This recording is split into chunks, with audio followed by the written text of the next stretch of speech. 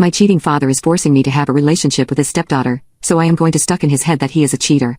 My parents divorced a year ago because my father cheated. He married the affair girlfriend like instantly. I think he's a complete jerk and told the judge I wanted to live with my mom, so I do, but they still said I had to go to my father's every other weekend. I don't want to see him, so I refused to go at first, but it was stressing my mom out with court stuff. I agreed to go as long as his wife is totally hands-off and I can stay in my room and not be bothered except for one family activity of their choice. So that's where we are. Every other weekend, my dad picks me up, talks at me in the car because I won't talk to him. We go to family therapy where everyone but me talks. I stay in my room until sometime Saturday when I go out with them to do something fun and then mostly stay in my room until my mom picks me up on Sunday. I have plenty of stuff to keep me busy, so I'm fine, but everyone else not so much. A fair wife has kids that would go to their dads on my weekend, so I never saw them, but the schedule changed, so now they're there when I am. 9M is fine. He asks to borrow a video game now and then, but he's like polite about it and gives them back, so sure. 12F won't leave me alone. Anytime I don't literally have my door locked, she's barging and trying to talk to me or wanting to do something. I tried to tell her to leave me alone in a nice way, but last time I just up and told her I never want to talk to her and I'm going to ignore her from now on.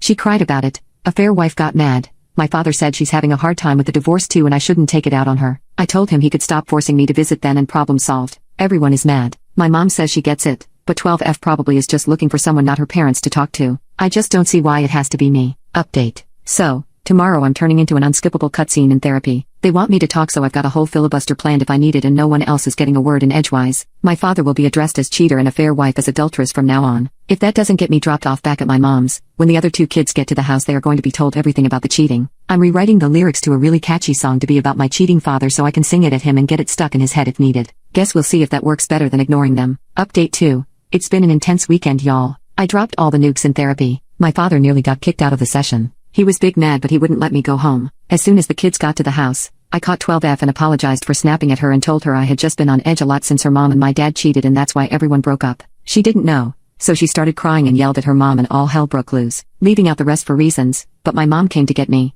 The cops got involved, and it turns out a fair wife said she would divorce my father if he brought me back to their house anyway, so at least for right now I can stay at my mom's. I guess what happens next depends on what the court says, but I had to go talk to some people yesterday about what happened, plus I was able to record some of it, so I don't know, I hope it's enough for me to be free.